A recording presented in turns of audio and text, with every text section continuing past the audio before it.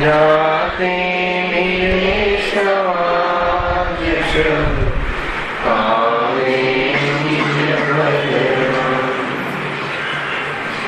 जी निज बाल सदा सुकर निज नो करो प्रकाश जे विधि मुख करे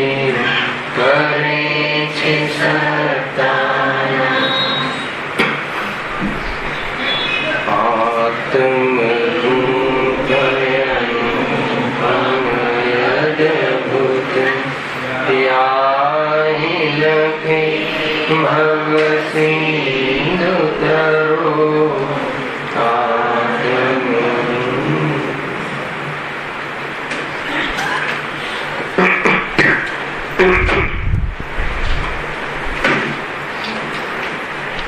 श्री मोक्षमार्ग प्रकाशक ग्रंथ से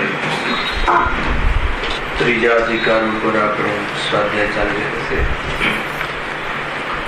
ટોપિક છે સર્વ દુઃખોનું સામાન્ય સ્વરૂપ. કુલ મળીને એક સામાન્ય કથન કરીએ તો જીવ ઈચ્છાને લઈને ઘણો આકુલિત થાય છે અને દુઃખી થાય છે. અને ઈચ્છાનું કારણ કસાય છે અને કસાયનું કારણ મિથ્યાત્વ છે. મુખ્ય રૂપથી આ રીતે અહીંયા દુઃખના કારણનું વર્ણન કર્યું. એમાં ઈચ્છાને જે દુઃખનું કારણ કહીને અહીંયા વિશેષ વર્ણન કરવામાં આવ્યું છે. એના 4 પ્રકાર કયા. બરાબર, સવાલ ઠીક છે? થોડું બધા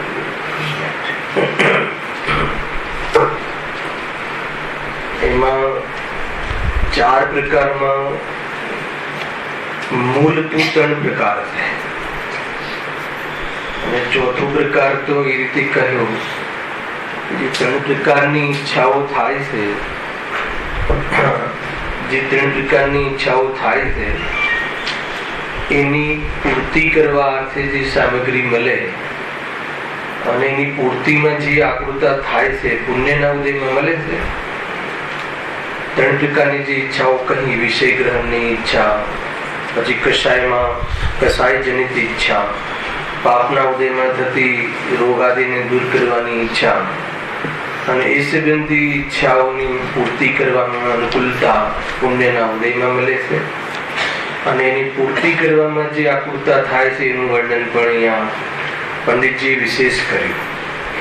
એના પછી એક બહુ સુંદર ટોપિક વિશેષ કહીને અહીંયા ચાલુ કર્યો હતો. પેજ નંબર 72 થી 3જા પેરેગ્રાફથી આપણે વિષય આગળ વધારીએ છીએ. વિશેષમાં અહીં એટલું સમજવું કે પ્રથમની 3 પ્રકારની ઈચ્છાઓ વડે સર્વ જગત પીડિત થઈ રહ્યું છે. બરાબર છે? બધાને યાદ છે ને પેલા 3 પ્રકારની ઈચ્છાઓ કઈ છે? પહેલા જે 3 પ્રકારની ઈચ્છા કહી એમાં તો બધા જીવો સંસારીની મુખ્યતાથી છે, અજ્ઞાનીની મુખ્યતાથી સર્વ જગત પીડિત થઈ રહ્યું છે. અને ચોથી ઈચ્છા તો પુણ્યનો ઉદય પ્રાપ્ત થતા જ થાય છે. શું કહ્યું? ચોથા પ્રકારની ઈચ્છા તો પુણ્યનો ઉદય કરાવે છે એમ નહીં, પુણ્યના ઉદયમાં ચોથા પ્રકારની ઈચ્છાની પૂર્તિનો પ્રસંગ બને છે.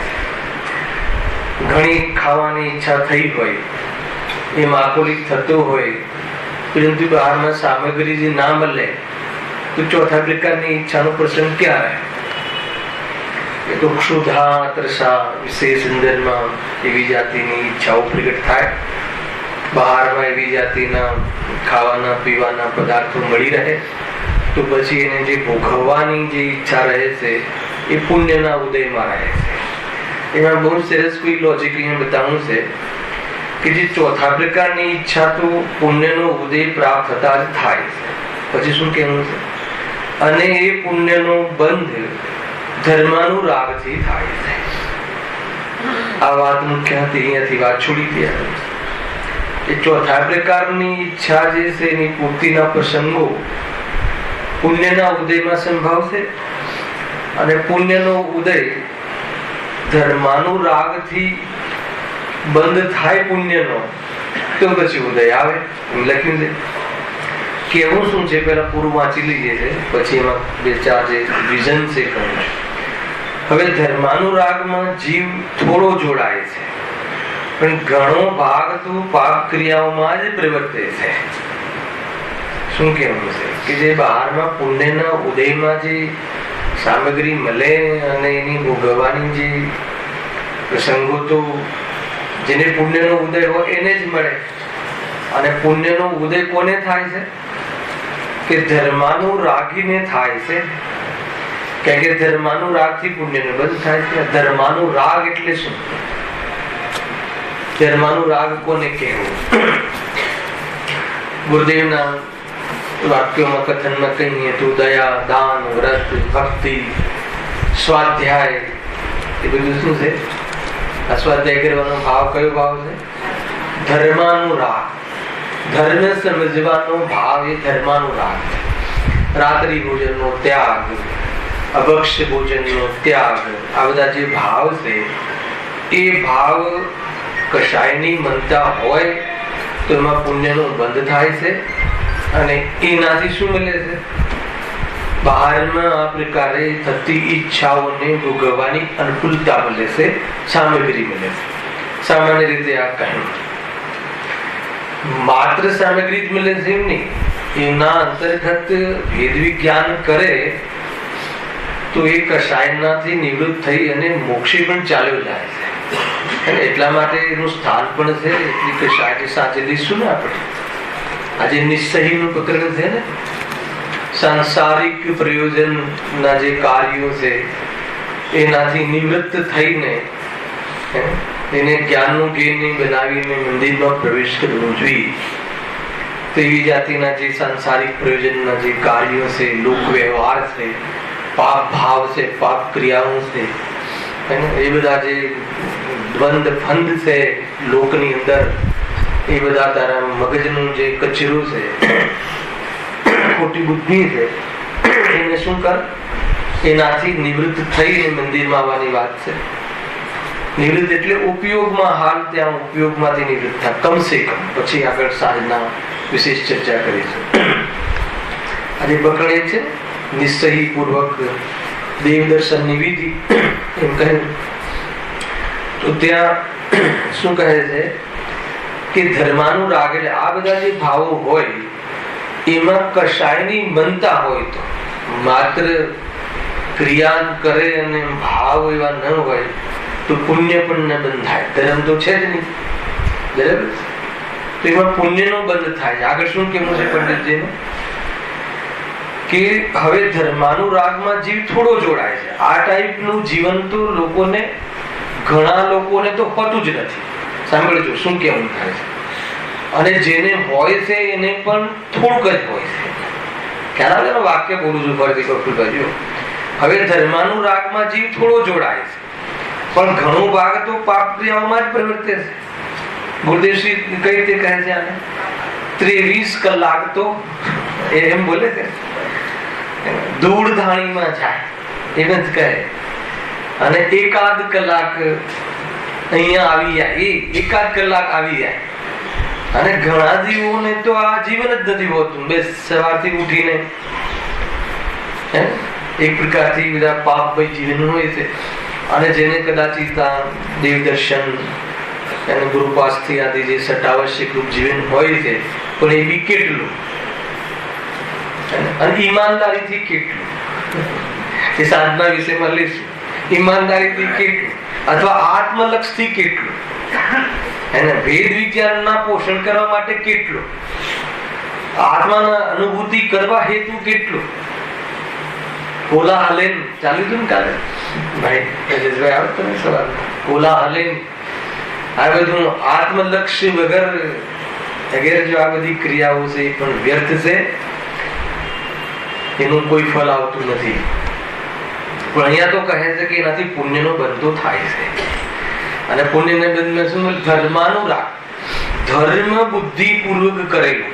ગુરુદેવસિંહ પ્રવચનમાં એમ લખ્યું, સમ્યક દ્રષ્ટિ જીવો તો ઘણા ઓછા જ છે, પરંતુ ધર્માનુરાગ આત્મલક્ષ્ય પૂર્વક કરવા વાળા એ ધાર્મિક પ્રવૃત્તિ એ પણ જીવ ઘણા ઓછા હોય છે. આત્મલક્ષ્ય પૂર્વક, ધર્મ બુદ્ધિ પૂર્વક. તો કઈ બુદ્ધિ પૂર્વક કરે છે? ઘણા લોકો તો બહારમાં લૌકિક પ્રયોજનની સિદ્ધિ અર્થે આ ધાર્મિક કાર્યોમાં ઘણા લોકો જોડાયેલા હોય છે. એ રીતે છે છે ને, જો એક આપીશ તો 10 લાખ મળશે, એમ છે. શું કહે? हाँ, ये एक पैसा देगा उसे 10 लाख मिलेगा, એવા જેવું ઘણા. તો કે એ રીત અહીંયા વાત નથી. અહીંયા કહે છે કે ધર્માનુરાગ, ધર્મ બુદ્ધિ આત્મ કલ્યાણ કરવાના હેતુથી નવતત્વનો વિચાર કરે, વિકલ્પાત્મક એનું શ્રદ્ધાન કરે, તો એ બધા જે ભાવો છે એ કશાયની મમતા વાળા, એમાંથી પુણ્ય બંધાય છે અને એના પુણ્યના ઉદયમાં બહારમાં આવી જાતિની અનુકૂળતાઓ સહજ પ્રાપ્તિ હોય છે. આત્માર્થીને અને જ્ઞાનીઓને એ સંબંધી કામના હોતી નથી, એ લક્ષથી કરતા હોતા નથી. પણ કરે શું? ઘઉં ઉગાડવા જાય ત્યાં ચીલ અર્થાત તો ભૂસું તો ઓટોમેટિક આવી જ જાય છે, અને એ રીતે કર્યું. બરાબર છે કે નહીં? તો જો કોઈ ઉલટો આમાંથી કાઢી શકે ને કે ભાઈ આ તો બહુ સારો ઉપાય મળી ગયો. શું કહે છે? જે ચોથા પ્રકારની ઈચ્છા, એક તો પુણ્યનો ઉદયમાં બધી આ બધી અનુકૂળતાઓ મળે, અને એના માટે શું કહ્યું અહીંયા? ધર્માનુરાગ. પણ એ કહ્યું કે હવે ધર્માનુરાગમાં જીવ થોડો જોડાય છે, પણ ઘણો ભાગ તો પાપ ક્રિયાઓમાં જ પ્રવર્તે છે. અહીંયા ક્વોન્ટિટીના લીધે, વ્યક્તિઓના લીધે ઘણા તો પાપમાં જ જોડાય છે, ને કેટલાક તો એમ ન લીધું. એવું પણ છે, પણ આમાં કેટલાકમાં બી એવું લીધું કે જે ધર્મમાં જોડાય છે એટલે આવા ભાવમાં રહે છે, એ પણ થોડોક જ રહે છે, અલ્પ સ્વલ્પ માત્રામાં રહે છે. ઠીક છે, એકદમ ફોર્માલિટીથી. અને આત્મદર્શન પૂર્વક જેનું જીવન જ આવવું હોય એવા જીવોને આ બહારમાં આવી જાતિની ઉપલબ્ધિઓ થતી હોય. કોઈ આમાંથી એવું અર્થ કાઢી લે કે ભાઈ ચલો કમસે કમ આ ધર્માનુરાગથી એટલે શુભ ભાવ લઈ લો, શુભ ભાવથી દયાદાન વ્રતાથી ના, એનાથી કમસે કમ બાહ્યમાં અનુકૂળતા તો મળે છે કે એવું અર્થ કાઢે. અરિહંતાદિકથી પ્રયોજનની સિદ્ધિ, આ એક આપણે ટોપિક ચાલ્યો હતો. ખ્યાલ છે કોને? કયા અધિકારમાં આવે? યાદ છે? પહેલા અધિકારમાં આવે છે. એને વાંચવું છે ત્યાંથી થોડુંક વાંચવું જોઈએ, કેમ કે ફટાક દઈને જવાબ નથી મળતો ને. અરિહંતાદિકથી પ્રયોજનની સિદ્ધિ, એમાં આ છે વાત. પેજ નંબર 8, અરિહંતાદિકથી પ્રયોજનની સિદ્ધિ. સીધો પ્રશ્ન ઉઠાવીએ છીએ આપણે. તેમનાથી એવા પ્રયોજનની તો એ પ્રમાણે સિદ્ધિ થાય છે. પ્રશ્ન સાંભળ્યો, બહુ સુંદર છે. તેમનાથી એવા પ્રયોજનની તો એ પ્રમાણે સિદ્ધિ થાય છે. કોનાથી? કેવા પ્રયોજનની? હવે એ કેવું પડશે ને, આનંદ નહીં આવે. કોનાથી? અરિહંતાદિક. હેડિંગ છે. કયા પ્રયોજનની? મોક્ષની. અરિહંતાદિકથી મોક્ષના પ્રયોજનની સિદ્ધિ થાય છે. કેવી રીતે થાય છે એનો પૂરો પેરેગ્રાફ ઉપર છે. સામાન્ય તમને કહું તો આપણે જે નમોકાર મંત્રનો પાઠ ચાલ્યો ને એની ચર્ચા છે ત્યાં, હે ને, કે અરિહંતાદિક અર્થાત તો નવકાર મંત્રથી રાગદ્વેષના અભાવની પ્રયોજનની સિદ્ધિ કેવી રીતે થાય. આપણે આખો પ્રશ્ન રાખ્યો હતો, કોઈને યાદ હોય તો, અને એના પાછળ આપણે 4-5 વ્યાખ્યાન કર્યા. એ આ એક પેરેગ્રાફમાં એ છે, એટલે કે એમના માધ્યમથી એમને જે આ અરિહંત સિદ્ધાચાર્ય ઉપાધ્યાય જે એક કોની અવસ્થાઓ છે, વિતરાગ અવસ્થાઓ છે, એ આત્માની પવિત્ર અવસ્થાઓ છે, એ આત્મા પ્રગટ કરી શકે છે. એમનું સ્વરૂપ સમજે તો એને જે કર્મનો બંધ થાય છે ને, નવા કર્મનો, એ હીન અર્થાત તો એ હીન અનુભાગ વાળો બંધ થાય છે. અને જે પૂર્વમાં બંધ થયેલો હોય છે, મોહનીય કર્મની વાત છે, પુણ્યનો બંધ ભલે થતો. અહીંયા કયા કર્મના અભાવમાં મોક્ષનો પ્રારંભ થાય છે ખબર છે કોઈ? કયા કર્મના અભાવમાં મોક્ષ માર્ગનો પ્રારંભ થાય છે? મોહનીય કર્મ. એમાં દર્શન મોહનીય કર્મ અથવા મિથ્યાત્વના અભાવ. તો જ્યાં વેદ વિજ્ઞાનના વિચારો કરે છે અર્હંત વિજ્ઞાનના સ્વરૂપનો વિચાર કરે છે, પોતાના આત્માના લક્ષ્ય કરે છે, તો એને જે મોહ છે ને એ મન જે બંધ પડે છે, કેવો પડે છે? અતિ મંદ ભાગવાળો. અને જે પૂર્વમાં બાંધ્યા હોય છે એનો પણ સ્થિતિ અને અનુભવ કેવો થઈ જાય છે? અતિહીન થઈને ઉદયમાં આવે છે. એટલે એવો હીન થઈને ઉદયમાં આવે છે કે એના એટલા કષાય મંદ રહે છે કે એ સંબંધી કોઈ એને બહુ ઉપયોગ ત્યાં બગડતો નથી, અને ભેદ વિજ્ઞાન વિશેષ કરે અને સંપૂર્ણ કષાય તરફનું લક્ષ્ય છોડી અને શુદ્ધ ઉપયોગ કરી લે છે. ઉપરના પેરેગ્રાફનો આટલો સાર. બરાબર છે. અહીંયા બીજી વાત ચાલે છે. આપણે ઓલા કરેક્શન કર્યું છે ચોથા પ્રકારની ઈચ્છા વાળા, તો અહીંયા શું છે? જુઓ, તેમનાથી એવા પ્રયોજનની તો એ પ્રમાણે સિદ્ધિ થાય છે એમ કહીને ગુણ કરી. કોણે? શ્રોતાએ. પંડિતજી નહીં, શ્રોતાએ. ઠીક છે ને, મોક્ષ મળી જાય છે તો સમજમાં આવી ગયું.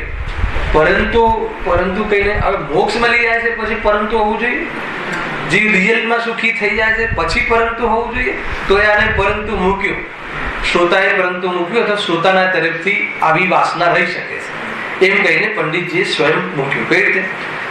પરંતુ જે વડે ઇન્દ્રિયજનિત સુખ ઉપજે વા દુઃખ વીણશે એવા પ્રયોજનની સિદ્ધિ તેમનાથી થાય છે કે નહીં?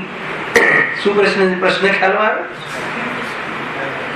કે ઇન્દ્રિયજનિત સુખ મળે કે ના મળે, બહારમાં નોટ મળે કે ના મળે, સીધું ખ્યાલ પ્રકાર પૈસા વિસા મળે કે ઇજ્જત મળે કે નહીં, આ બધું પાંચ ઇન્દ્રિયોના ભોગ કરવા માટે સામગ્રી જોઈએ ને, સામગ્રી માટે પૈસો જોઈએ, તો એ બધી વ્યવસ્થા ભગવાન અર્હંતાદિકના શરણમાં આવે તો મળે કે ના મળે? અહીંયા શું લખ્યું છે કે એવા પ્રયોજનની સિદ્ધિ. આગળ શું લખ્યું હતું પેલામાં? જે ચોથા પ્રકારની ઈચ્છા કઈ છે? પુણ્યના ઉદયમાં પહેલા 3 પ્રકારની ઈચ્છાઓ જે થઈ, ખાવાની, પીવાની, બધું જાણવાની, એને કોઈને સતાવવાની, કોઈને બરાબર પાઠ ભણાવવાની, કોઈને મતલબ એવો મોકો મળવો જોઈએ ને, તો એ બધી ઈચ્છાઓ પૂરી કેવી રીતે થાય? તો કે પુણ્યના ઉદયથી થાય. અને પુણ્યનો ઉદય, પુણ્ય કઈ રીતે મળે? તો કે ધર્માનું રાગથી પુણ્ય બંધાય છે. તો આવ્યું ને કે ધર્માનું રાગથી પુણ્ય મળે કે ના મળે? અહીંયા શું છે? એ જ વાત આવી. ત્યાં સિમિલરિટી કે અહીંયા બી જ કહે છે કે ભાઈ ઠીક છે, ભગવાનથી પરમાત્માના કહેલા તત્વ અનુસાર માર્ગે ચાલીએ તો મોક્ષે જતા રહીએ, પરંતુ જ્યાં સુધી મોક્ષે ના જઈએ ત્યાં સુધી કઈક ઇંતજામ બહારનો બધો વ્યવસ્થાઓ થાય કે ના થાય, ભગવાન કરે કે ના કરે? ભગવાનના દર્શનથી શું લખ્યું હશે? બહુ જોરદાર છે. ખાલી વાંચી લઉં, બહુ વિસ્તારથી ચર્ચા થયેલી છે. પણ કેટલા વર્ષ થયા? 5 વર્ષ પહેલા. આજે 6ઠું વર્ષ ચાલે, 7મું ચાલે છે. તો શરૂઆતનો અધિકાર છે. ખરેખર અમુક ટોપિકો તો એવા છે ને કે આ મોક્ષમાર્ગ પ્રકાશકના 2-3 મહિના થાય ને એટલે એને ટચ કરી લેવા. 9મો અધિકાર છે, પુરુષાર્થથી મોક્ષની પ્રાપ્તિ આથી જેનું છે. બહુ સુંદર અધિકારો છે કે જે રહસ્યપૂર્ણ ચિઠ્ઠી છે. એ બધા અમુક જે ટોપિકો છે એને જ્ઞાનનો ધ્યેય બનાવતા રહેવું જોઈએ. ખ્યાલ આવે? કેમ આપણે કોઈ એવી સિરિયલ હોય તો ફરીથી મૂકે છે ને લોકો, તો હવે તો જોઈએ છે કે નથી જોતા? એ જયારે ફ્રેશ હોય ત્યારે બી વળી પાછા એ રીકેપમાં બી એ વળી પાછા 2-4 વખત ફરી આવે તો જોઈએ છે. આપણે મેચ જીતી ગયા હોઈએ તો બી એની હાઈલાઇટ જોઈએ છે કે નહીં? એમ કેવું છે, જીતી ગયા આખી મેચ જોઈ હોય, એક બોલ જોયો હોય આપણે, ફરીથી પણ પાછી હાઈલાઇટ જોઈએ છે કે નહીં? તો આમાં કેમ કચાશ મારે એ કેમ છે? એમાં હવે કરવું જોઈએ કે ના કરવું જોઈએ તમે જાણો. પણ આની અંદર તો જયારે ત્યાં એ સુખનું કારણ છે જ નહીં, તો પણ આપણે ત્યાં એટલા જિજ્ઞાસુ રહીએ છીએ. તો આ તો સર્વજ્ઞ ભગવાનના કથન છે કે એનાથી સુખ મળે એમ જ છે. એના માધ્યમથી આપણે જો પ્રમાણેનું અનુસરીએ તો એ વિદ્યાને આપણે કેટલી વાર યાદ કરવું જોઈએ? ખ્યાલ આવે? એટલું કહેવું હતું મારે. જો અર્હંત આદિકમાં જે સ્તવનાદિ રૂપ વિશુદ્ધ પરિણામ થાય છે, સાંભળજો, જેનાથી અઘાતી કર્મોની સાતા આદિ પુણ્ય પ્રકૃતિનો બંધ થાય છે. પુણ્ય પ્રકૃતિ સ્વાભાવિક છે ને, એ માર્ગથી એમને સમજવા જઈએ તો એ સંબંધી આપણો ઉપયોગ જે તીવ્ર કષાયમાં રહેતો નથી, પાપોમાં રહેતો નથી. ઉપયોગ જયારે એમાં રહે છે તો એ વિશુદ્ધ પરિણામ કહ્યા, મંદ પરિણામ કહ્યા, અને એ તરફના જે લક્ષ્ય હોય છે તો એ વખતે હિંસા, જૂઠ, ચોરી, ખુશી, પરિગ્રહ. અત્યારની જ વાત લઈ લો ને, અત્યારે આપણે કોઈ ધમાચકડી જે કરીએ છીએ ઘરોમાં અને વેપાર આદિમાં, એમાં ઉપયોગ જે ચાલે છે, ધમાલ કરે આખો દિવસ કષાયોનો, એનાથી આ પોણો કલાક 1 કલાક તો આપણે ઉપયોગ નિવૃત્ત થયો, તો વિશુદ્ધ પરિણામ શાંત થયા ને, તો એ શાંત પરિણામમાં આત્મકલ્યાણનો ચાન્સ છે એટલું લેવાનું હોય છે. અને આવા જે વિશુદ્ધ પરિણામ જે છે, કશાય શાંત પડી છે, મંદ પડી છે, તો એમાં પુણ્યનો બંધ સહેજ થાય છે. એમ અહીંયા કહ્યું. આગળ લખ્યું, વળી જો તે પરિણામ તીવ્ર હોય તો પૂર્વે તે અસાતા આદિ પાપ પ્રકૃતિ બાંધી હતી તેને પણ મંદ કરે છે. શું કહે છે? એ જો તીવ્ર હોય, કઈ કશાયની મનતા ઘણી હોય, તો જે પૂર્વમાં ખોટા બંધાઈ ગયા હોય તીવ્ર, એ પણ શું થાય છે? મંદ થઈ જાય છે. અથવા નષ્ટ કરી પુણ્ય પ્રકૃતિ રૂપે પરિણામ આવે છે, ગજર છે. અને વિશુદ્ધ પરિણામ, કયા વિશુદ્ધ પરિણામ છે? હું કોણ છું, ક્યાંથી થયું, શું સ્વરૂપ છે મારું ખરું, એના મને મનુષ્ય ગતિ મળી છે તો કયા પરિણામથી મળી છે, હે ને? અર્થાત તો હવે મારું આ મનુષ્ય ગતિમાં મારું સાધ્ય શું છે, મારું પ્રયોજન શું છે, એનો વિચાર દરેક જીવે પ્રતિદિન કરવો જોઈએ. જો આનો વિચાર કરતો નથી તો આ જીવનો ઉપયોગ અયોગ્ય સ્થાનમાં પ્રવર્તે છે. એમ ક્ષત્રિય ચૂડામણીમાં આચાર્યશ્રી કહે. પાંચે ક્ષત્રિય ચૂડામણી ગ્રંથ છે, પ્રથમાનુયુગનો બહુ સુંદર ગ્રંથ છે, અદભુત ગ્રંથ છે. અયોગ્ય સ્થાને જ જશે ને, પ્રતિ સમય વિચાર કરવો જોઈએ, અને પ્રતિદિન વિચાર કરવો જોઈએ, અને પ્રતિ સમય ધ્યાન રહેવું જોઈએ, ખ્યાલમાં રહેવું જોઈએ. ખ્યાલમાં આવ્યો કે નહીં? આપણે માની લો કે બેગમાં કોઈ જોખમ લીધું હોય, રાકેશભાઈને મૂક્યું હોય, તો આપણે ભલે આમ બીજે ક્યાંય જઈએ, એક તો ઉપયોગ પહેલા તો ત્યાં રાખીએ, પણ બીજે ક્યાંય જઈએ તો કેટલું ખ્યાલમાં રાખીએ છીએ, દૂરથી પણ નજર રાખીએ છીએ, ચહલ બહલ ત્યાં થાય છે કે નહીં નજર રાખીએ છીએ. તો આનું ધ્યાન રાખવું જોઈએ, ખ્યાલમાં રાખવું જોઈએ. નહીં તો શું થશે કે ઉપયોગ અયોગ્ય સ્થાને પ્રવર્તશે. અયોગ્ય સ્થાન એટલે 4 ગતિમાં ભ્રમણ કરવાના કાર્યોમાં ઉલજી જશે અને કાર્ય નહીં થાય. તો એ રીતે ત્યાં કહ્યું હતું. તો આ એ વિશુદ્ધિ કહી. યાને એક કુલ મળીને જે જૈન સિદ્ધાંતો છે એનું જીવન આપણું હર સમયે એનું પોષણ એ સંબંધી આપણને ખ્યાલમાં રહેવું જોઈએ. ક્યારે રહેવું જોઈએ? કે જ્યારે આપણે એનાથી વિરોધી કાર્ય કરી રહ્યા હોય ત્યારે બી. વિરોધી એટલે કોઈ કશાય મુખ્ય થઈ અને બસ એ ઝઘડામાં ઘૂસી ગયા અને આપણે કઈ નહીં આ તારે કરવું જ પડશે, એને તે જ બગાડ્યું છે આ, એ વખતે એક દ્રવ્ય બીજા દ્રવ્યનું કરતું નથી, એનો આપણને ખ્યાલ અનુસાર રહેવો જોઈએ. ખ્યાલ તો આ શું છે? આ થઈ જાય એ આદત છે, એ સંસ્કાર છે. અને આ થઈ જવા છતાં પણ આ યથાર્થ નથી એવો અંદરમાં ભાવ બની રહેવો એ વિશુદ્ધિ છે. અને આવી જે વિશુદ્ધિ રહે, સમય કૃષ્ણની વાત નથી કરતો, અંદરમાં એ વાત ખ્યાલમાં રહે. ભલે મને અત્યારે આ વિકલ્પ આવ્યો છે પણ છે નહીં, આ બોલે નહીં, વિચારે નહીં, તો પણ એની અંદરમાં આભાસ, એની અંદરમાં એવી જાતિનો ખ્યાલ, અંદરમાં એટલે શ્રદ્ધાનમાં પર્યાયના પેટમાં ખ્યાલમાં રહેવું જોઈએ. તો એ જે તળમાં કામ થઈ રહ્યું છે ને, એ તળનું કામ જ્યારે ખીલે છે ત્યારે બહારમાં જે સામાન્ય નાચ છે ને એ બંધ થઈ જશે. આખો ખ્યાલ આવે છે. ખેર, આ તો આખી વાત કહી દીધી, પણ અહીંયા બીજો પ્રકરણ ચાલે. શું ચાલે છે? અથવા નષ્ટ કરી પુણ્ય પ્રકૃતિ રૂપે પરિણામ આવે છે. કઈ પ્રકૃતિ? ગઈકાલે ગયા વખતના શનિવારે કહ્યું હતું કે પુણ્ય ભાવ ગમે એટલી કશાયની મનતા વાળો કરી લે તો પણ એક કર્મની નિર્જરા થતી નથી, પણ પાપની નિર્જરા થઈ શકે છે. અસાતાવેદની કર્મનું કન્વર્ઝન, સંક્રમણ એ બધું થતું હોય છે. આપણે લીધેલું છે પહેલા કર્મની 10 અવસ્થાઓ સામાન્ય, તો એ પ્રમાણે થતું હોય છે. આગળ શું કહે છે? જે પુણ્યનો ઉદય થતા હવે એ બંધ થઈ ગયું, બંધ થયું ને, હવે એનો ઉદય આવે, એનું ફળ આવે, થતા ઇન્દ્રિય સુખના કારણભૂત સામગ્રી સ્વયં મળે છે. અલ્પ વિરામ. આગળ કઈ કેવું? તથા પાપનો ઉદય દૂર થતા દુઃખના કારણભૂત સામગ્રી સ્વયં દૂર થાય છે. અનિષ્ટ યોગનો પણ વિયોગ થાય છે. એ પ્રમાણે પ્રયોજનની સિદ્ધિ પણ તેમનાથી થાય છે, ના નથી. હવે કઈ કેવું છે એમને? અથવા જૈન શાસનના ભક્ત દેવાદિકોને તે ભક્ત પુરુષને અને ઇન્દ્રિય સુખના કારણભૂત સામગ્રીનો સંયોગ કરાવે છે. આ બધું ચાલે છે નાટક, પુણ્યના ઠાઠ હોય છે આ બધા. તથા દુઃખના કારણભૂત સામગ્રીઓને દૂર કરે છે.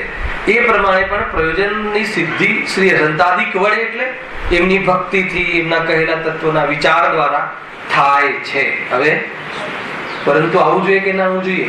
આવું જ જોઈએ ને.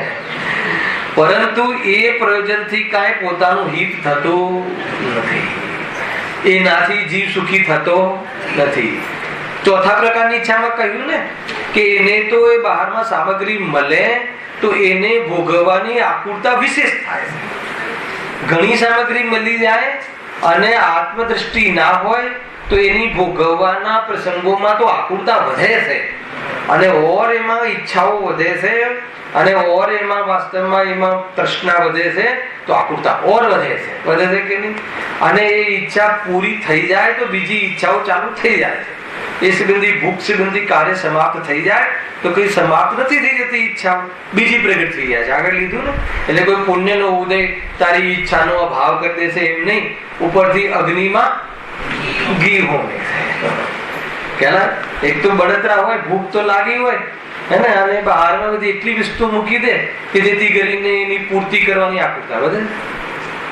કોઈને એમ લાગે કે આ ચર્ચા ઉલટી થાય છે. આમ તો ઈચ્છા થઈને બહારમાં વસ્તુ મળી ગઈ તો સમાપ્ત થઈ ગયું, થયું આજ સુધી સમાપ્ત કોઈ એવી આપણને અનુભવ ગમે છે. પરંતુ એ પ્રયોજનથી કાંઈ પોતાનું હિત થતું નથી, કારણ કે કશાય ભાવ વડે બાહ્ય સામગ્રીઓમાં ઇષ્ટ અનિષ્ટપણું માની આત્મા પોતે જ સુખ દુઃખની કલ્પના કરે છે. કશાય વિના બાહ્ય સામગ્રી કાંઈ સુખ દુઃખની દાતા નથી. વળી કશાય છે તે સર્વ આકુલતામય છે, માટે ઇન્દ્રિય જનિત સુખની ઈચ્છા કરવી, આ દુઃખથી ડરવું હે ને, એ બધો ભ્રમ છે. વળી એવા પ્રયોજન અર્થે આવું સાંભળો, આમીન. વળી એવા પ્રયોજન અર્થે અર્યંતાદિકની ભક્તિ કરવા છતાં પણ તીવ્ર કસાય હોવાથી પાપ બંધ જ થાય છે. કસાય તો તીવ્ર થઈ ને બધી ભોગવવાની, માટે પ્રયોજનના અર્થી થવું યોગ્ય નથી. કારણ કે અર્યંતાદિકની ભક્તિ કરતા એ પ્રયોજન સ્વયં સિદ્ધ થાય છે. એ પ્રમાણે શ્રી અર્યંતાદિક પરમ ઇષ્ટ માનવા યોગ્ય છે. એક લીટી હતી આમાં ક્યાંક રહી જાય છે કે મિસ થાય છે, મિસિંગ થાય કઈ એવા પ્રયોજનથી કઈ પોતાનું હિત થતું નથી. હા, એમાં જ ભાવ છે. કદાચિત કોઈ વ્યક્તિ એમ માને કે ભગવાનની ભક્તિ કરવાથી, સાંભળજો કે આ સારું બતાવ્યું, એ તો સહજ જ એ અર્યંતાદિકની ભક્તિ કરવામાં કશાય મંદ પડે છે ને પુણ્યનો બંધ થઈ જાય. પણ કોઈ જીવ એ પ્રયોજનથી કરે, એ પ્રયોજનથી કરે, કયા પ્રયોજનથી? કે ભગવાનની ભક્તિ કરવાથી આપણને પુણ્ય બંધ થઈને બહારમાં સામગ્રી મળશે તો એનાથી તો પાપ બંધ જ થાય છે. આવ્યું ને, એનાથી તો એકાંતે પાપ બંધ જ થાય છે. એ તો આત્મના લક્ષ્ય કોઈ ભક્તિ આદિ અર્થાત તો તત્વ વિચાર કરે તો કશાય મંદ પડે તો સહજમાં પુણ્ય બંધ થાય છે. પરંતુ કોઈ ઘાસ ઉઘાડવાનું જ ખેતર લગાવે, ઘઉં વાવવા જોઈએ એની સાથે ઘાસ મળે સમજમાં આવે છે, પરંતુ કોઈ ઘાસ માટે કોઈ ખેતી કરે કે નહીં, મારે તો ઘાસ જ ઉઘાડવું છે, તો એવું કોઈ કરતું નથી. એ તો સહજ રૂપે મળી જાય છે. એ વાતનો ખ્યાલ રાખવો જોઈએ. એટલે અહીંયા મેં આખો પેરેગ્રાફ લીધો. શું કહે છે? હા, વળી ચોથી ઈચ્છા વાળા, ફરીથી હવે ધર્માનુરાગમાં જીવ થોડો જોડાય છે, પણ ઘણો ભાગ તો પાપ ક્રિયાઓમાં જ પ્રવર્તે છે. તેથી ચોથી ઈચ્છા કોઈ જીવને કોઈ કાળમાં જ થાય છે. એટલે ચોથા પ્રકારની ઈચ્છા તો એ સંબંધી પ્રસંગો અને સંબંધી આકુરતા કેટલાક જીવોને જોવા મળે છે, જેને લોકમાં સુખની અવસ્થા કહે છે. કે સુખની અવસ્થા, દુનિયામાં એને સુખની અવસ્થા કહે ને ભાઈ, બધી ઈચ્છાઓ હોય ને એ પ્રમાણે અનુકૂળતા એ જીવને હોય તો એ જીવને આપણે દુનિયામાં શું કહીએ છીએ? સુખી કહીએ છીએ. જે બહારમાં ધન ધાન્ય આદિમાં પોસાતો હોય એને શું કહેવાય? લોકમાં સુખી કોને કહેવાય? આ મારો પ્રશ્ન, બતાવો. આપણે સુખી લોકમાં છોડો ને, આપણે સુખી કોને માનીએ છીએ? આપણે સમ્યક દ્રષ્ટિને સુખી માનીએ છીએ, વિતરાગીને સુખી માનીએ છીએ, મુનિરાગને સુખી માનીએ છીએ. એકવાર યાદ બી આવે છે કે વિતરાગી જ સુખી હોય, જ શબ્દ બોલું, સમ્યક દ્રષ્ટિ જ સુખી હોય, નગ્ન દિગંબર નિર્ગ્રંથ, જેને સંયોગમાં પરમાણુ માત્ર નથી એવી અવસ્થા વાળા, મિથ્યાત્વને ત્રણ ચોકડી કશાયના ભાવ વાળા સુખી, એ જ સુખી હોય, વિશેષ સુખી હોય. એવું આપણને યાદ આવે છે. હું તમને અહીંયાથી એવું પૂછું કે જગતમાં કોણ સુખી છે તો તરત જ યાદ કરીએ કે પેપરમાં આવ્યું હતું ને પહેલા 10 નંબર કોના છે, ફટાફટ જવાબ આપી દઈએ. પેલા 10 નંબર કોના ખ્યાલ આવે કે રાજુભાઈ કોણ છે બતાવો? આપણને શું યાદ આવે છે એવી દુનિયામાં સુખી કોણ? તો આપણે શું સમજીએ કે બહારનું ધન ધાન્ય દાસ દાસી નોકર બધું હોય ને ગાડી વાળી આદિ તો એ બધું બરાબર એને અનુકૂળતાઓ હોય એમાં કેમ સુખી માનીએ છીએ કે એ બધી ભોગ સામગ્રી છે એનું લક્ષ્ય કરીને જીવ પોતાની ઈચ્છાની પૂર્તિ કરવાનો ભ્રમ સમજે છે અને એનાથી એને સુખી માને છે. તો કહે છે કે એ જીવને દુનિયા સુખી ભલે કહે પણ અહીંયા તો એ ચોથા પ્રકાર વાળો જીવ પણ એમાં તો આકુરતાનું વર્ણન કર્યું છે અહીંયા કે ચોથા પ્રકારની ઈચ્છા વાળો જીવ પણ છતાં પણ એવા જીવો કેટલા? કેમ કેટલા? કેમ કે બહારમાં પુણ્યના ઉદય વાળા કેટલા? કે થોડા. કેમ થોડા? રિવર્સ લો. કેમ થોડા? કેમ કે એવા પુણ્યનો બંધ ધર્માનું રાગથી થાય છે અને ધર્માનું રાગ વાળા જીવો તો થોડા અથવા તો જીવને એવો રાગ તો થોડો જ હોય છે. પવિત્ર જીવન લૌકિક દ્રષ્ટિએ બી અથવા તો વ્યવહાર દ્રષ્ટિએ બી પવિત્ર જીવન વાળા જીવો કેટલા? ખ્યાલ આવ્યો કે નહીં? અરે જૈન સંપ્રદાયમાં પણ એવા જીવો જોવા મળે છે ચિન્મયભાઈ, ભલે જન્મ જૈન સંપ્રદાયમાં થયો હોય પરંતુ એનું કયું પવિત્ર જીવન હોય. એક વખત મેં પેપરમાં લેખ વાંચ્યો હતો કે જે 10 લક્ષણ પર્વ હોય ને મુખ્ય રૂપે મેં ક્યારે વાંચ્યો હતો કે આ શ્વેતાંબર લોકોનો જે 10 લક્ષણ એમના જે પર્યુષણ પર્વ આવે 8 દિવસનો જે પણ, તો એ કોઈ એવી કોમેન્ટ્સ કરી હતી કે જે બધા પાવભાજી વાળાને જે રેકડી વાળાનો ધંધા મંદીમાં આવી જાય છે અને જેવા 8 દિવસ પૂરા થાય છે એની તેજી માંગે. એનો અર્થ શું? કે ત્યાં જૈનો વધારે જોવા મળે. એનો અર્થ સીધો એ નથી. કેટલાક લોકો એવું કહે છે કે જે હોટેલ્સ અને જે આ બધા અન્ય પ્રકારના જે બધા કાર્યો છે એમાં જૈનો વધારે જોવા મળે છે. તો હૃદય ચીરી જાય છે કે નહીં?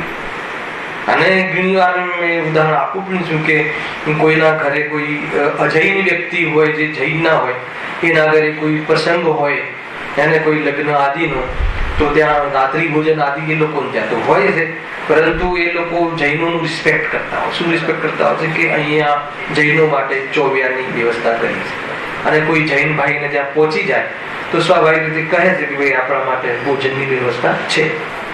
એ ભાઈ શું કહે છે?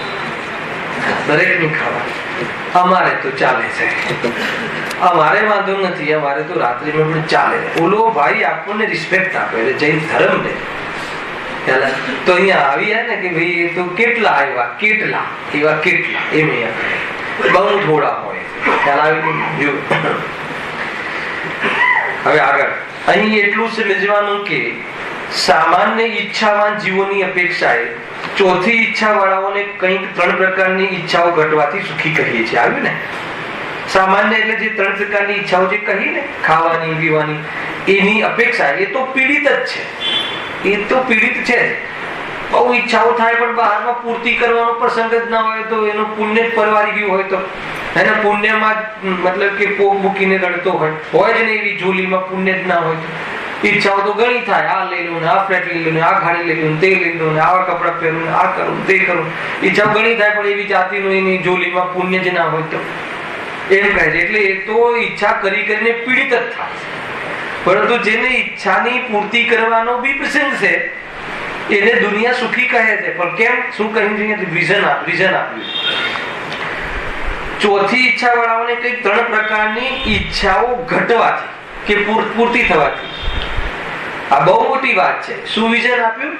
કે એમને પણ જો ચોથા પ્રકારની જે ઈચ્છા કહી એવા જીવોને બહારમાં સામગ્રી મળી જાય અને ભોગ બી કરે અને ભોગના કાળમાં ઈચ્છા ઘટે તો એને આકુરતા ઘટે. પરંતુ જો ઈચ્છાઓ વધે ઘણો એમાં પણ સંતોષ ન થાય એને તો એ દુખી જ રહે છે. અહીંયા પણ ઈચ્છાઓ ઘટવાથી છતાં પણ એ ઓછો દુખી થાય છે. એ ખરેખર સાચું સુખ નથી એમ કે છે. જુઓ, 3 પ્રકારની ઈચ્છાઓ ઘટવાથી સુખી કહીએ છીએ. વળી ચોથી ઈચ્છા વાળાની અપેક્ષા એ સાંભળો આવી જ ગયું. તેથી મહાન ઈચ્છા વાળો ચોથી ઈચ્છા હોવા છતાં પણ દુખી જ છે. શું કહ્યું? ચોથી ઈચ્છા વાળો એ બી ઈચ્છા વાળાની અપેક્ષા તેથી મહાન એટલે અહીંયા વિપુલતા વાચક છે, વિશેષતા વાચક નહીં. ધ્યાન રાખજો, અર્થનો અનર્થ ન થઈ જાય. કોઈ ન તો કહીએ ને વિતરાગતા, મહાન કોણ, ઉત્તમ કોણ, સરળ કોણ છે કે નહીં? પેલા ત્રણ છે ને, ઉત્તમ, સરળ અને મંગલ. ઉત્તમ એટલે મહાન. મહાન કોણ? કે હરે પરમાત્મા. અહીંયા મહાન કોણ? મહાન એટલે ત્યાં વિશેષતા વાચક છે મહાનતા, અહીંયા વિપુલતા વાચક છે. વિપુલતા એટલે ક્વોન્ટિટી વાચક. અહીંયા ભલે ચોથી ઈચ્છા વાળો હોય, પણ એમાં બી વધારે ઈચ્છા કરે તો ચોથી ઈચ્છા વાળો પણ દુખી છે. કોઈને એમ થાય કે 10 લાખ મળી જવા જોઈએ, હવે 10 લાખ નું નફો થઈ ગયું. ખ્યાલ? 10 લાખ ની ઈચ્છા કરે, 10 લાખ વળી ગયા, પણ એને એમ થયું કે નહીં, થોડુંક જો વધારે ધ્યાન આપ્યું હોત ને એક દિવસ ઉભો રહ્યો હોત ને સ્ક્રિપ્ટમાં તો 50 લાખ મળી જાય. હવે એ 10 લાખ એની ઈચ્છા એ મળ્યા, એના દુઃખમાં નિમિત્ત બને છે કે સુખમાં નિમિત્ત? જલ્દી વેચી કાઢ્યું, જલ્દી વેચી કાઢ્યું. કલાક ઉભો રહ્યો તો પાર્ટનરને બી કહ્યું હતું, ભાઈઓને કહ્યું હતું, થોડું વારું ભાડા વાંધો આવે એવું નથી. એક જ કલાકનો ફેર પડ્યો, એક જ કલાક, એક દિવસ નહીં. જેવું વેચ્યું દિવસ ઓર વધવા લાગ્યો. બને એવું છે બજારમાં તો. એ હવે શું થશે? હવે એને જે 10 લાખ મળ્યા હતા ઈચ્છા અનુસાર મળી ગયું હતું, હવે એમાં સુખી થઈ રહ્યો છે કે દુઃખી થઈ રહ્યો છે? ઓર ઈચ્છા પ્રગટ થઈ. અને જનરલી આ જીવની આ દશા છે ને, આ માણસ છે ને, એનું ધ્યાન રાખી અને આ બજારો વાળા ધંધો કરી લે છે. તમે ગમે એટલું નુકસાન કર્યું હોય, નિયમ લઈ લીધો હોય અરવિંદ ભગવાનના શરણમાં આવીને કે આજ પછી શેર એક પણ નહીં લઉં, પણ જરા 1-2 વર્ષ થાય ને હવા બદલાય વળી પાછું ત્યાં જવાનું થાય છે કે નથી થતું? ખ્યાલ આવે છે કે સટ્ટો છે પ્યોર. આકુરતા રહે છે ભાઈ. જો શું કહે છે? હા, વળી ચોથી ઈચ્છા વાળાની અપેક્ષા, તેથી મહાન ઈચ્છા વાળો ઓર વધારે ઈચ્છા વાળો ચોથી ઈચ્છા હોવા છતાં પણ દુઃખી જ છે, અથવા એ ચોથા પ્રકારમાં ગણાતો હોય, એને હોય તો પણ સંતોષ ના હોય, એને અંદરમાં કોઈ એની ઈચ્છાઓ કોઈ શાંત ન પડતી હોય, ઠંડી ન પડતી હોય, તો એ જીવ પણ વિશેષ આકુલતા રહે છે. અને ભેદ જ્ઞાન વગર, સાંભળો, ભેદ જ્ઞાન વગર, તત્વ જ્ઞાન વગર ખરેખર રીતે મંદ પણ નથી પડતી. હે ને? કોઈ કશાયનું સામર્થ્ય ના હોય અને ઉપયોગ બીજે ડાયવર્ટ કરે અને મંદ પડે, એ અલગ પ્રકારની મંદતા છે. પણ ભેદ વિજ્ઞાન હોય, અપેક્ષિત તત્વજ્ઞાનના આધાર પર એવી જાતિની ઈચ્છાઓ જે મોડી પડે તો કદાચિત કોઈ મોક્ષ માર્ગમાં જવામાં નિમિત્ત પણ એ પ્રસંગ બને છે. પરંતુ એ પણ ક્યારે બને? જ્યારે પુરુષાર્થ કરે ત્યારે. આગળ આના જ પેરેલલ, જેમ કોઈની ઘણી વિભૂતિ હોવા છતાં જો તેને ઈચ્છા ઘણી છે તો તે ઘણો વ્યાકુળવાન છે. બરાબર છે? આ તો આ ઘણી વાર સ્પષ્ટીકરણ થઈ ગયું. તથા કોઈને થોડી વિભૂતિ એટલે બહારનો જળ હોવા છતાં જો ઈચ્છા થોડી તો તે થોડો વ્યાકુળવાન છે. આવી ગઈ બરાબર? એટલે અહીંયા શું કેવું છે કે સામગ્રીનો કોઈ નિયમ નથી સુખ દુઃખમાં. સુખ દુઃખમાં શાનો નિયમ છે? ઈચ્છા ઘટવાથી અને ઈચ્છા વધવાથી. અને સાચા સુખમાં શાનો નિયમ છે? ઈચ્છા મટવાથી. કેટલી વાર કહ્યું? ઈચ્છા ઘટવી, ઈચ્છા વધવી અને ઈચ્છા મટવી. બરાબર છે? ઈચ્છા ઘટે તો ઓછો વ્યાકુળ, ઈચ્છા વધે તો ઘણો વ્યાકુળ, ઈચ્છા મટે તો નિરાકુળ, તો સુખી. એટલી વાત છે. હવે મોક્ષની પ્રાપ્તિ તરફ લઈ જવા છે પંડિતજીને, એટલે હવે આ વાત અહીંયા મૂકી. અથવા કોઈને અનિષ્ટ સામગ્રી મળવા છતાં જો તેને દૂર કરવાની ઈચ્છા ઘણી થોડી છે તો તે થોડો વ્યાકુળવાન છે. જો શું જોરદાર વિઝન છે પ્રભુએ. અહીંયા પાપના ઉદય વાળાને બી બહાર નથી રાખ્યા. ખ્યાલ? કોઈને શું કર્યું? કોઈને અનિષ્ટ સામગ્રી મળવા છતાં, એટલે બહારમાં પ્રતિકૂળતા મળે, એવી જાતિની અનુકૂળતા ના હોય તો પણ એમાં પણ જો શું લખ્યું છે? તેને દૂર કરવાની થોડી ઈચ્છા, એમાં પણ મંદ હોય તો ઓછો દુઃખી, અને એમાં દૂર કરવાની તીવ્ર ઈચ્છા હોય તો. તમને ઉદાહરણ આપું, સમજાશે. માન લો કે આપણે યાત્રાએ બધા ગયા સાથે, શિખરજી કે કોઈ યાત્રાએ ગયા, અને કોઈ વ્યક્તિને પેલી રૂમ એલોટ કરે ને, ખરો છે કે રૂમ એલોટ કરે, અને કોઈને એવી એટેચ ને એવી રૂમ ન મળી, સામાન્ય રૂમ મળી, અથવા લોબીમાં રહેવું પડ્યું અંતમાં. તો એ પ્રતિકૂળતા તો ખરી ને, લોબીમાં રહેવું પડે, લોબીમાં બહાર તો ત્યાં મચ્છર ને આ તે હોય તો એને શું થયું? અનિષ્ટ સામગ્રી, અનિષ્ટ યોગ થયો. અનિષ્ટ કહેવાય ને, દરેક જીવ એવું ઈચ્છે કે અમને અનુકૂળતા, એટેચ બાથરૂમ, એટેચ ટોયલેટ અને સારી રૂમ મળે, એનાથી શું થાય? સારો ધર્મ થાય, જે રીતે વસ્તુ હોય. તો હવે મને બતાવો કે એમાં કોક જીવ એટલી મંદ કસાય વાળા હોય છે તો શું કહે એમને ચાલશે, કઈ વાંધો નહીં, જે મળ્યું એ બરાબર છે, એવા હોય છે ને તો એને આકુળતા ઓછી થાય. બરાબર છે કે બને છે આ તો પ્રત્યક્ષમાં. પણ માન લો કે ત્યાં તીવ્ર આકુળતા વાળો નહીં, બધા પોતપોતાનો બરાબર રૂમ લઈ લે, સગાવાળાને બરાબર આપી દે છે, આમ છે તેમ, અને અમને તો બસ કઈ ગણતા જ નથી. એને એ દુઃખ છે, મળવાનું દુઃખ ને એમને તો એ વળી પાછું બીજી લાઈનમાં ચાલતા, એ તો છોડો. પણ એ વખતે ઈષ્ટ જે મળી હોય બહારનો યોગ, અનુકૂળતા વાળી ટોપ એટેચ મળી હોય, હવે બહાર નીકળે અને જસ્ટ એક બાજુનું ગલીમાં એપાર્ટમેન્ટ હોય, બંગલા હોય, વળી એનું દુઃખ ચાલુ થઈ ગયું. કે આ વળી હોત તો સારું, આ વળી હોત તો સારું, જરા ઠીક થી તૈયાર થવા. વ્યવસ્થામાં એટલું બધું, ત્યાં પણ વ્યવસ્થા ચાલે. કોઈ બધું જ વ્યવસ્થા, બધું વ્યવસ્થિત જ છે. એનો નારો ગુરુદેવશ્રીએ કહ્યો કે કોઈ પર્યાય આડી એવડી થતી નથી. એ પર્યાયનું યથાર્થ જ્ઞાન કરીને દ્રવ્ય સ્વભાવ પર દ્રષ્ટિ કર તો સુખ મળશે, સારી રૂમ મળી જવાથી નહીં. ખરેખર તો ઘણી વાર કહું છું, જયારે યાત્રાનો માહોલ હોય ને ત્યારે, જયારે યાત્રા પર આપણે જવાના હોય, આગળના દિવસોમાં કહેતો હોઉં છું કે આપણે ભલે બધા સમૃદ્ધિવાન છીએ, જૈન છીએ, દરેકને ટૂંકમાં બધું પરવડે કાંઈ બી હોય તો પણ બુદ્ધિપૂર્વક આપણે અભ્યાસ કરવો જોઈએ કે એવા નિસર્ગજમાં જે રાજ્ય વન જંગલમાં પ્રકૃતિ સાથે રહે છે તો આપણે પણ એવી રીતે ત્યાં ખુલ્લામાં ચટાઈ પાથરીને ક્યાં ભલે ડલ્લોકના ગાટલા હોય, ત્યાં ગમે એટલી વ્યવસ્થા હોય, એ વ્યવસ્થાનો ઉપભોગ ન કરતા એને અનેક એ રીતે અભ્યાસમાં રહેવું જોઈએ. ખ્યાલ આવે કે નહીં? કેમ કે આપણે વ્યવસ્થામાં નથી રહેવું. વ્યવસ્થા વગર એ તો રાગ તૂટી ગયો હશે, એટલે છતાં પણ અભ્યાસના રૂપમાં એવી જાતિએ આપણે અભ્યાસ કરવાનો મોકો મળ્યો છે. ઘેર તો મોકો મળતો જ નથી. એને અહીંયા મુંબઈમાં તો બધી વ્યવસ્થાઓ બધે કરેલી હોય છે, અને જ્યાં આપણે એવી જગ્યાએ જઈએ તો ત્યાં પણ વ્યવસ્થાઓની ઈચ્છા ન રાખવી. પોતાને એક વખત કસવો જોઈએ, પોતાને એવા સંજોગોમાં ઉભો રાખીને પરીક્ષાઓ કરવી તો આપણને આપણો ખ્યાલ આવે કે આપણે કેટલા નથી. આ વાત ધ્યાનમાં રાખવા જોઈએ. ગમે એટલી બહારમાં તારી પહોંચ હોય, બધું હોય, આખી ધર્મશાળા તે બનાવી હોય અને ધર્મશાળામાં તારા માટે સમાજે વ્યવસ્થા સોલિડ કરી હોય તો કે નહીં ભાઈ, આપણે જે બધા જ જે રીતે રહે એ રીતે એકવાર રહીને જોવું જોઈએ. એ પ્રમાણે પોતાને એ પ્રમાણે સમૂહમાં, એક બહારની પરિસ્થિતિઓમાં આપણું સ્થિરતા કેવી રહે છે, આપણો ઉપયોગ કેવો રહે છે, એ વખતે વેદ જ્ઞાનનું બળ વધે છે કે નથી વધતું, હે ને? એ પ્રમાણે આપણને આપણા પરિણામોને ચેલેન્જ કરવી જોઈએ, આપણને અજમાવવા જોઈએ. આ વાત વિશે રજા થઈ ગઈ. ખ્યાલ આવે ચીનુભાઈ બરાબર કે જે આ તો છે ને, આ કોની વાત થઈ? કોઈને અનિષ્ટ સામગ્રી મળવા છતાં જો તેને દૂર કરવાની ઈચ્છા ઘણી થોડી છે તો તે થોડો વ્યાકુળવાન છે. કેવી ક્વોલિટી વાળો જીવ છે? પેલું છે ચાલશે, ફાવશે, ભાવશે, એને એવું છે, ચાલશે. મીઠું વધારે પડી ગયું, ચાલશે, કઈ વાત. તો બધી આને જેને ન ચાલે બીજું બનાવ, હાલત બનાવ, નહીં ચાલે, ક્યાં ધ્યાન રાખે છે, કઈ ખબર પડી, પછી બહુ લાંબુ ચાલે છે કે નથી ચાલતું.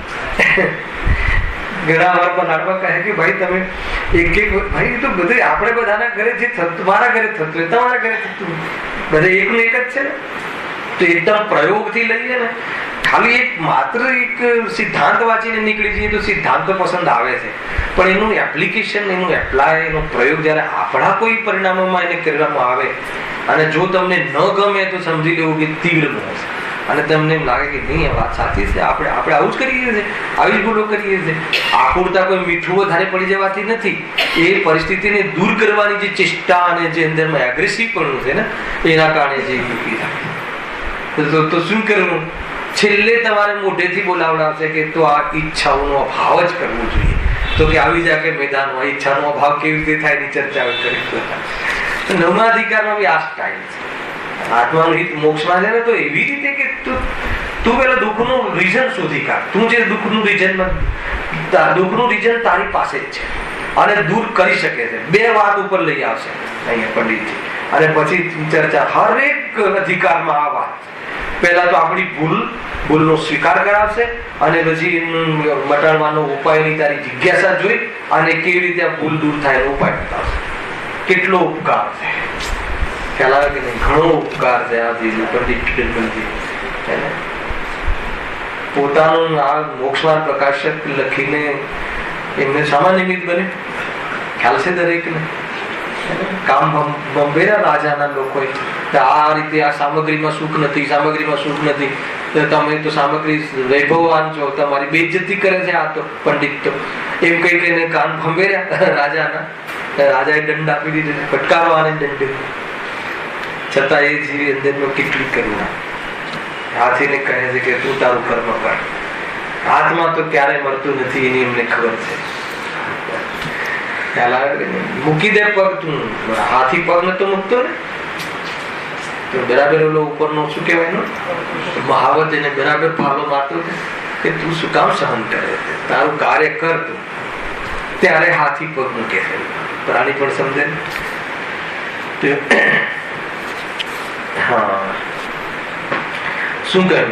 અથવા કોઈને અનેક સામગ્રી મળવા છતાં જો તેને દૂર કરવાની ઈચ્છા ઘણી થોડી તો તે થોડો વ્યાકુળવાન છે. હવે જો તથા કોઈને ઈષ્ટ સામગ્રી મળવા છતાં જો તેને ભોગવવાની વા અન્ય સામગ્રીની ઘણી ઈચ્છા છે તો તે ઘણો વ્યાકુળવાન છે. બેસે છે ને ફિટ થઈ ગયું દાન. ઈષ્ટ એટલે બરાબર રૂમ મળી ગઈ. તમે જે દાન આપ્યું હતું એ જ રૂમ તમને મળી ગઈ. આજકાલ તો ચાલે છે ને સ્કીમો. ખ્યાલ મળી ગઈ તો હવે છતાં પણ હવે બીજો એપાર્ટમેન્ટ બાજુમાં એસી બહુ સારું, મારું એસી બરાબર કામ નથી કરતું. એસી ની હવા ખાવા આવે એને ઠંડક જે છે એ તો એને કોનો ગુણ છે? પૂજગલનો છે. અને મને ઠંડુ જોઈએ છે, રાગ છે અને એનાથી જીવ દુખી છે અને તું અહીંયા આવીને બી જ કમ્પેરિઝન કરે છે. મૂર્ખ છે. સમજજો. આ રાજેશભાઈ, અમે લોકો જયારે યાત્રાએ જઈએ ને ત્યારે માઇન્ડ વોશ પહેલાથી કરતા જોઈએ. અને આ માઇન્ડ વોશ કરવાનું તો કામ ચાલુ જ છે. અને પછી યાત્રાએ જાય જરા ધીરજ રાખ. બહારની પોઝિશનમાં ધૈર્ય રાખતા શીખો એમ કહે છે. વેદ વિજ્ઞાન તત્વાભ્યાસના બલથી બહારની પરિસ્થિતિઓમાં બહુ ઉલજો નહીં. અને જે આપણે વેદ વિજ્ઞાન ને ઓર પુષ્ટ કરવા અર્થે અહીંયા જે તીર્થ ક્ષેત્રોમાં આવીએ છીએ તો એના જે પ્રોગ્રામો છે એને જ્યાં જેવી રીતે પણ જલ્દી પહોંચાય એ પહોંચીને એમાં લાભ લેવો જોઈએ. ખ્યાલ આવે કે આ છે બહુ બદલાઈ ગયું ભાઈ. ગુરુદેવસિંહના પછી જે ક્રાંતિ આવી ગઈ, યાત્રાઓ બદલાઈ ગઈ. પહેલા તો અમને ખ્યાલ છે કે કઈ ખબર જ નહીં. એટલે 1.5 મહિના બસોમાં જઈએ અને સીટો માટે લડવામાં જ ઊંચા ના કે મને આગળ ને મને પાછળ ને કઈ રીતે કોઈ સાર જ નતો. બધું ચેન્જ થઈ ગયું. અને જાગૃતિ તો ઘણી આવી જાય ને. પહેલા તો કેટલું લીધું ઝઘડા જ. મોસ્ટલી જેટલો ક્લેશ સામાન્ય જીવનમાં ઘરે ના થાય એટલો ક્લેશ યાત્રામાં જોઈ લે. ધાર્મિક કાર્યક્રમોમાં જેટલો ક્લેશ થાય ને એટલો ક્લેશ આપણે ઘરમાં ના કરતા હોય એટલો આપણે અહીંયા બધું બદલાઈ ગયું. એટલે બાહ્ય પરિસ્થિતિ બી કહું તો એમાં તત્વજ્ઞાનનો પ્રભાવ છે. એમાં વેદ વિજ્ઞાન કરવાની કલાના પ્રેમી જીવો ના કારણે આવી ક્રાંતિ છે. એટલે પોઝિટિવ પણ ઘણું છે. છતાં તેથી શું જ્યાં સુધી આત્મદૃષ્ટિ ન થઈ, પ્રતીતિ ન કરી તો એમાં પણ સંતુષ્ટ કરવા જેવો નથી. અને એ બધું શું છે? ગુરુદેવના શબ્દોમાં કોલાહલેન વ્યર્થ છે આત્મદૃષ્ટિ ન કરી તો. કેમ કે એવા ભાવોને ગુરુદેવસિંહ શું કહેતા હતા? આત્માથી ને અને જ્ઞાનીને સુબવામાં આવે તો જાણે કે તાટાની ભઠ્ઠીમાં આવી ગયો એમ લાગે. શું વિઝન છે! બહુ સુંદર. વળી અન્ય સામગ્રીની ઘણી ઈચ્છા છે તો તે ઘણો વ્યાકુળવાન છે. જો બોલ્ડ અક્ષરમાં શું લખ્યું? બોલ્ડ અક્ષરમાં કરવા જેવું કાર્ય, બોલ્ડ કાર્ય. તેથી સુખી દુખી થવું ઈચ્છાના અનુસારે જાણવું પણ બાહ્ય કારણોને આધીન નથી. અને આપણે સુખી થવા માટે અને દુઃખ દૂર કરવા માટે ઉપાયો ક્યાં કરીએ છીએ? બાહ્યમાં. અહીંયા શું લખ્યું? સુખી દુખી થવું એ ઈચ્છાને આધીન છે, બાહ્ય કારણોને આધીન નથી.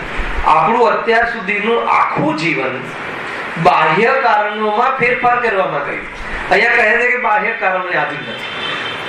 આજે મેં વ્યર્થમાં ગયું ને, ચિંતા થાય છે કે જાગવાનું મન થાય છે. એલર્ટ થાવ. બહુ સારી વાત છે. આપણે જે બી જેને જેટલા વર્ષ ગયા 50, 60, 30, 35 જે બી અહીંયા જે બેઠા છે, આપણે બાહ્ય કારણ આ મળી જાય, આ મળી જાય, આ મળી જાય. અહીંયા કહે છે કે એ સુખ દુઃખનું કારણ નથી. એ ન મળે તો દુઃખનું કારણ, એ મળે તો સુખનું કારણ. એ તારી સોચ ખોટી છે. દુઃખનું કારણ કોણ છે? ઈચ્છા. ઓર બી એક પેરેગ્રાફમાં આ વાતને પૂછ કરે છે, એ આપણે લઈ લઈએ છીએ. 5-7 મિનિટ છે. કાલે મહત્વપૂર્ણ જે ટોપિક છે ને એની આપણે શરૂઆત કરીશું. ઈચ્છા જ દુઃખનું કારણ છે, એનું ઓર પુષ્ટિ થાય માટે એક પેરેગ્રાફ. નરકના જીવોને દુઃખી તથા દેવોને સુખી કહીએ છીએ, છે ને સામાન્ય. સ્વર્ગમાં જીવ સુખી, નરકમાં જીવ દુઃખી. કેમ? પૃથ્વીમાં દુઃખી છે કેમ? જો એ ઈચ્છાની અપેક્ષાએ જ કહીએ છીએ. કોઈ નરક ક્ષેત્રની અપેક્ષાએ દુઃખી એમ નહીં, સ્વર્ગ ક્ષેત્રની અપેક્ષાએ કોઈ સુખી એમ નહીં, ઈચ્છાની અપેક્ષાએ. કેમ? કે જે નરકમાં જે જન્મ લે છે એ નારકીઓને કેવી ઈચ્છા હોય છે, કેવી કસાય હોય છે? તો લખ્યું, કારણ કે નારકીઓને કસાયની તીવ્રતા હોવાથી ઈચ્છા ઘણી. જે નારકી છે એની કસાય કેવી હોય? તીવ્ર હોય. એટલે ઈચ્છાઓ કેટલી છે? અનંત છે. અને સામગ્રી કણની પણ નથી. આવ્યું હતું ને નરેકના વર્ણનમાં, નારકીને ભૂખ કેટલી હોય, પ્યાસ કેટલી હોય? 3 લોકનું અનાજ ખાઈ જાઉં એટલી ઈચ્છા, એટલી ભૂખ, એટલી ઈચ્છા. અને મળે કેટલું? એક કણ પણ ના મળે. ઈચ્છા ઘણી છે એટલે દુઃખી છે, કે કણ મળતો નથી એટલે દુઃખી છે? એક તો ઈચ્છા ઘણી છે અને સામગ્રી પણ નથી. 2 વસ્તુ બોલી એટલે ઘણો દુઃખી છે કસાયના કારણે. હવે જુઓ, તથા દેવોને કસાયની મનતા હોવાથી ઈચ્છા થોડી છે. શું કહ્યું? દેવોને કસાયની મનતા હોવાથી. આ એક સામાન્ય કથન છે. યદ્યપિ ત્યાં જ્ઞાની પણ દેવો હોય છે, અજ્ઞાની પણ દેવો હોય છે. અને અજ્ઞાનીમાં એક સ્વર્ગ માટે એક સામાન્ય સ્લોગન શું છે કે ત્યાં કસાય કઈ છે? મંદ કસાય છે. જે કેટલાક દેવોને ઓછી મંદ કસાય છે, કેટલાક દેવોને ઘણી મંદ કસાય છે, પણ તીવ્ર કસાય નથી ત્યાં. હે ને? એટલા માટે ત્યાં કોઈ બધા જ દેવોને કઈ ઈર્ષા આવતી હશે એવું નથી. તો કોઈ તીવ્ર અજ્ઞાની જીવોની મુખ્યતાથી છે. એને પણ બધા જીવો ત્યાં ઘણી શાંતિ હોય છે, પ્રકારથી પરિણામોને આ અપેક્ષિત શાંતિ, કોઈ સમ્યક દર્શન વાળી શાંતિ નહીં. વળી મનુષ્ય અને તિર્યંચો પણ ઈચ્છાની અપેક્ષાએ સુખી દુઃખી જાણવા. હે ને? મનુષ્ય અને તિર્યંચમાં પણ જ્યાં તીવ્ર ઈચ્છા હોય તો ઘણા દુઃખી હોય છે. તીવ્ર કસાયથી જેને ઈચ્છા ઘણી હોય તેને દુઃખી કહીએ છીએ. તથા મંદ કસાય જેને ઈચ્છા થોડી હોય તેને સુખી કહીએ છીએ. સુખી કહેવાય છે અથવા ઓછું દુઃખી કહેવાય છે. હવે શું લખ્યું પાછું? પરંતુ આવે એટલે આ એકદમ આમ એલર્ટ થઈને સાંભળો. પેલા આગળનું વાક્ય વાંચ્યું છે. તથા મંદ કસાયથી જેને ઈચ્છા થોડી હોય તેને સુખી કહીએ છીએ. પછી પૂરું નથી વાક્ય. પરંતુ વાસ્તવિકપણે ત્યાં દુઃખ જ ઘણું વા થોડું હોય છે, સુખ નહીં. ત્યાં દુઃખ શું હોય છે? ઓછું. જ્યાં તીવ્ર કસાય હોય ત્યાં ઘણું દુઃખ, જ્યાં મંદ કસાય હોય ત્યાં ઓછું દુઃખ. દુનિયાના લોકો એને સુખી કહે છે, પરંતુ એ સુખ નથી, એ વાસ્તવિક સુખ નથી. કસાય થોડી હોય છે, ઘણી નથી હોતી, એટલે દુઃખ ત્યાં ઓછું લાગે છે. પરંતુ ત્યાં કોઈ ભેદ વિજ્ઞાનના બલથી કોઈ કસાય ચોકડી હટી ગઈ હોય, અભાવ થઈ ગયો હોય, અને કસાય જેટલી મટી ગઈ હોય એટલું સુખ હોય, એ વાળું સુખ ત્યાં નથી. એટલે પરમાર્થી સુખ નથી. ઘણી વાર એ જ પરિસ્થિતિમાં જીવ ઘણી કસાય વધી જતી હોય.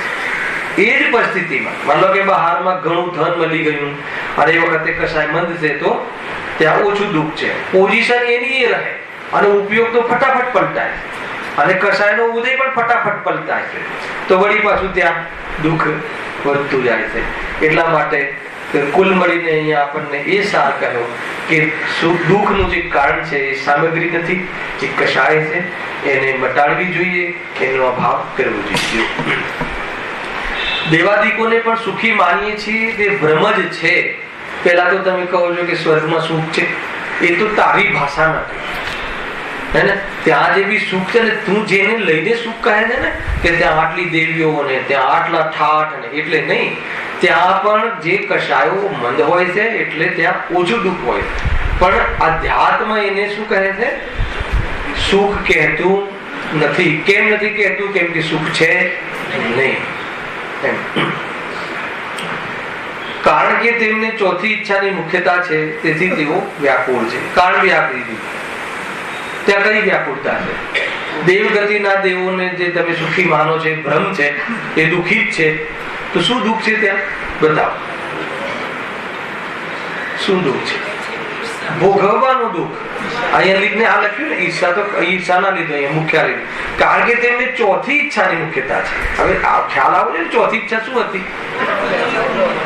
પહેલી 3 ઈચ્છા તો ભોગ મેળવવાની ઈચ્છા, અને ચોથી ઈચ્છા ભોગવવાની ઈચ્છા. ભોગવવામાં પણ ઈચ્છા, ભોગવવાની ઈચ્છામાં પણ આકુરતા. એમ કે હું ચોથા પ્રકારનું છે ને, ખાવાની ઈચ્છાની પૂર્તિ કરે તો કોઈ થોડી નિરાકુરતા હોય છે. એ તો આકુરતા રહે છે. એટલે પુણ્યના ઉદય વાળો જીવ પણ આત્મદ્રષ્ટિ ન હોય, વેદ વિજ્ઞાન ન હોય, આત્માનું ભાન ના હોય, તો એ જીવ નિયમથી એ ચીજો ભોગવવામાં પણ એને જ્ઞાતા દ્રષ્ટા રહેતું નથી. એ ભોગવવાના કાલમાં પણ આકુલિત હોય છે. એટલા માટે સંસારમાં તો સર્વથા દુઃખ જ છે. એમ કે છે આગળ જો એ પ્રમાણે ઈચ્છા થાય છે તે મિથ્યાત્વ, અજ્ઞાન અને અસંયમથી થાય છે. ઓર એક ટોપિક મૂક્યું આગળ, એમને કંઈક વધારવું છે ને વિશે. ઠીક છે, તો આ ઈચ્છાને તમે લઈ મંડ્યા છો, તો ઈચ્છા કેમ થાય? તો શું લખ્યું? મિથ્યાત્વ, અજ્ઞાન અને અસંયમ. 3 શબ્દ વાપર્યા. એટલે આમાં તમે મિથ્યાત્વ, મિથ્યા દર્શન, મિથ્યા જ્ઞાન અને મિથ્યાચાર 3 લઈ શકો છો. 3 લીધા પણ છે એના કારણે. અથવા એક શબ્દમાં કેવું હોય તો મિથ્યા. બરાબર છે. બીજી રીતે પણ કહી, બીજી રીતે અહીંયા એ રીતે વિચારી શકાય છે. મિથ્યાત્વ, અજ્ઞાન એટલે અલ્પ જ્ઞાન, અને અસંયમ એટલે અમર્યાદિત રાગ, અમર્યાદિત ઈચ્છા. મર્યાદામાં મર્યાદિત ઈચ્છાઓ નહીં, અસંયમ એટલે સીમિત નહીં. શું સીમિત નહીં? ઈચ્છાઓ સીમિત નહીં, અમર્યાદિત ઈચ્છા. પણ આગળ શું શબ્દ મૂકી દીધો? મિથ્યાત્વ. જેને બહારમાં સુખ મળે છે એમ લાગે, જેને ઈચ્છા પૂર્તિ કરવામાં સુખ મળે છે એમ ભાસે, અથવા જેને બહારમાં ઘેરુદ્ધતામાં હું આને જાણી લઉં, જાણવાના લોભમાં શાંતિ લાગે છે, એ જીવને અજ્ઞાન એટલે અલ્પ જ્ઞાન હોવાના કારણે, ઓછું જ્ઞાન હોવાના કારણે એને દુઃખમાં નિમિત્ત બને છે. અને ઈચ્છાની પૂર્તિમાં સુખ ભાસે છે, અને ઈચ્છાઓ કેવી છે? અમર્યાદિત. એટલા માટે એ દુઃખી થાય છે. અર્થાત મિથ્યા દર્શન, મિથ્યા જ્ઞાન, મિથ્યા ચારિત્ર દુઃખનું કારણ છે. ઈચ્છાની જનક કોણ છે? મિથ્યા. તથા ઈચ્છા માત્ર આકુરતામાં છે, અને આકુરતા એ જ દુઃખ છે. એ પ્રમાણે સર્વ સંસારી જીવો અનેક પ્રકારના દુઃખોથી પીડિત જ થઈ રહ્યા છે. જ્યારે આ વાત અહીંયા નક્કી કરાવી કે વી સંસારમાં દુઃખ જ છે, તો પછી એનો અર્થ એવો થોડી છે કે મોક્ષમાં સુખ છે. ખ્યાલ આવે કે નહીં? હવે વર્ણન શું આવશે? મોક્ષનું સુખ અને એની પ્રાપ્તિનો ઉપાય. તો હવે ભલે અહીંયા સંસારમાં દુઃખ છે, પણ એનો અર્થ એ નથી નીકળતો કે મોક્ષમાં સુખ જ હોય. એટલે પંડિતજીને એમ છે કે ભાઈ તને મોક્ષમાં સુખ છે એની સિદ્ધિ કરાવી. હવે તો પેલા મોક્ષમાં સુખ છે એ નક્કી કરાવીશું, અને પછી એનો ઉપાય કેવી રીતે એની વાત આગળ ચાલે. સહેજાનંદ